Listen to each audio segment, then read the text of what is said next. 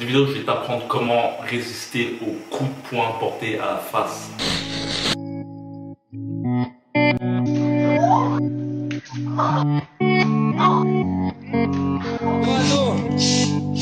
Oh. Olha pra câmera, moleque. Aê, Carol. Aê, Carol. Aê, segura. Salut à toi, c'est Chinois. Aujourd'hui, vidéo où on va parler de la résistance des coups portés à la tête. Comment résister aux coups portés à la tête. Est-ce qu'il est possible de le faire? Mais avant de commencer cette vidéo, n'hésite pas à t'abonner à la chaîne Ricard. N'hésite pas aussi à liker, disliker la vidéo pour me donner ton avis, c'est très important.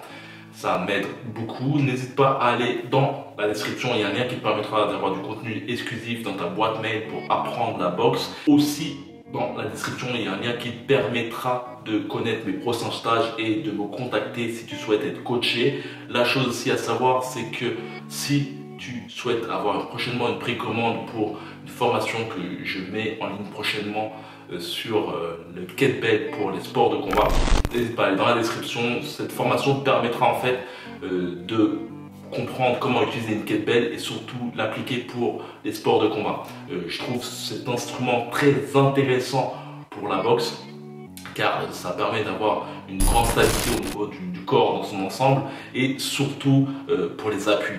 Et vous êtes beaucoup à ne pas avoir de bons appuis et les appuis sont importants pour avoir une belle gouache. C'est un instrument que j'utilise grandement en ce moment.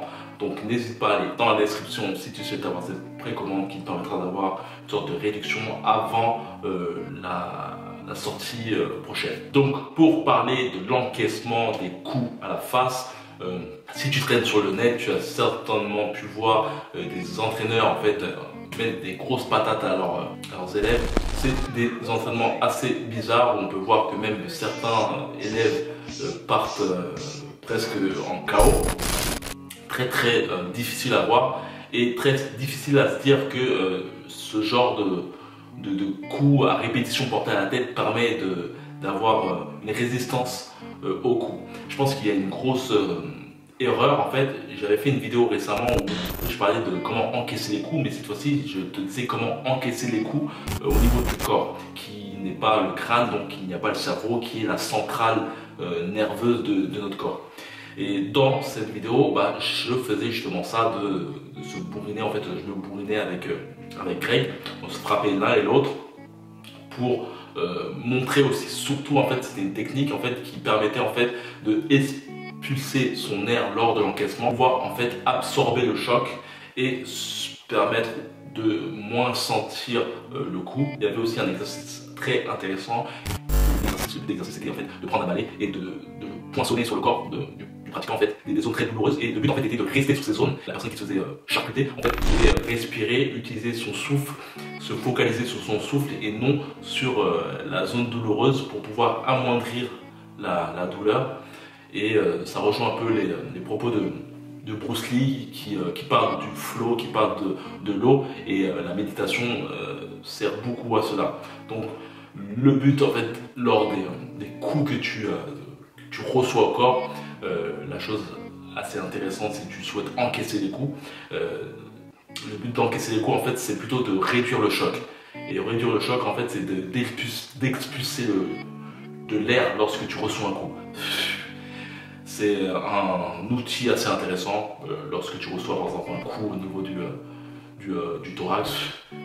Chaque coup que tu reçois, tu expulses de l'air. Néanmoins, au niveau de la tête, c'est tout autre chose. J'aime bien comparer la tête avec un disjoncteur, en tout cas en termes de combat. Lorsque tu prends par exemple un gros coup et que ta boîte crânienne touche ton cerveau, paf, tout s'éteint comme un disjoncteur pour éviter de plus gros dommages.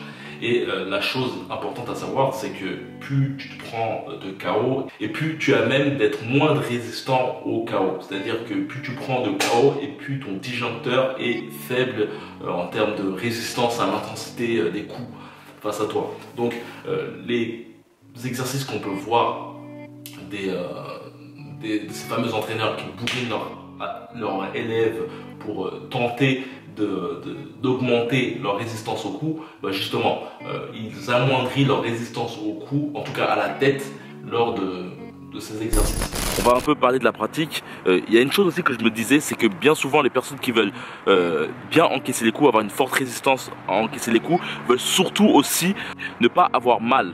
Et je pense que c'est une chose qui est importante, c'est que les coups font mal dans tous les cas. C'est pour ça que je dis que les coups ne sont pas de la nourriture, parce que dans tous les cas, les coups font mal. Que tu prennes une ribambelle de coups, comme on peut le voir avec des entraîneurs du Brésil, ça ne changera rien. Tu auras toujours mal en prenant des coups, même si le fait de s'habituer à prendre des coups, ça fortifie en fait certainement les parties osseuses de notre crâne. Mais tu auras toujours mal. Et pour parler du crâne, la chose la plus importante pour mieux encaisser les coups, pour faire en sorte de ne pas se prendre un KO, c'est de faire en sorte d'avoir son menton au niveau de son buste, collé à son buste. Et cela t'amène à avoir en fait ton front, exposer ton front. C'est ton front qui est la partie la plus solide de ton crâne. Donc si tu veux faire en sorte de ne pas te prendre de KO, montre ton front. Ne reste pas bêtement avec ton menton à vif, car c'est la partie la plus mobile de ton crâne. Et c'est ça qui peut t'amener à avoir une grosse rotation de ton crâne et donc un contact entre ton cerveau et ta boîte crânienne et donc le KO. Une autre chose importante, c'est dans tes shadowboxing, n'hésite pas à effectuer des petits pas de retrait. Et c'est une chose très importante que j'aime bien faire aussi. Ça permet de travailler ta réactivité. Surtout, n'oublie pas de mettre de l'imagination. Imagine un coup qui arrive vers toi et effectue ce petit pas de retrait qui t'amènera en fait à esquiver plus rapidement les coups. Mohamed Ali savait bien faire la chose. Et d'ailleurs, c'est un boxeur qui a certainement inspiré un grand panel de boxeurs comme Floyd Mayweather, dont je t'en parlerai à la fin.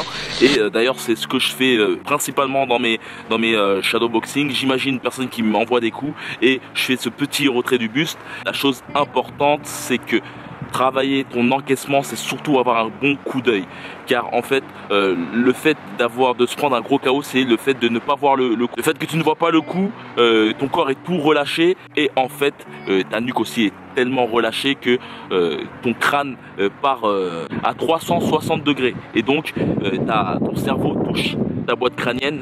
Et lorsque le cerveau touche la boîte crânienne très rapidement, c'est KO direct. Le fait de voir le coup t'amène en fait à fortifier tes muscles. Ça t'amène à avoir une rotation de ton crâne moins rapide. Donc, fais un vrai travail au niveau de ta vista, le fait de voir les coups de ton adversaire. D'ailleurs, à propos de Mohamed Ali, n'hésite pas lors de tes shadowboxing à 2 fois t'approcher de ton adversaire, à effectuer des petits retraits du buste comme ça, à baisser ta garde. L'entraînement, c'est vraiment l'espace de jeu.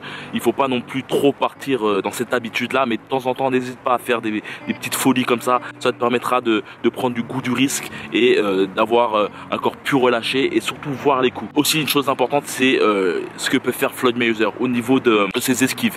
Je trouve que la chose très importante, c'est d'utiliser vraiment la plante des pieds, lever ses talons et surtout s'aider de son appui arrière pour effectuer des esquives dans tous les sens. C'est vraiment une chose vraiment importante de travailler l'encaissement des coups, mais plutôt le fait d'amortir tes coups. Fais en sorte de reculer un peu à chaque fois dans tous les sens, soit en osmose avec ton adversaire. N'oublie pas, très important, coup d'œil, vista et surtout tes appuis. N'oublie pas de te contorsionner avec les coups de ton adversaire.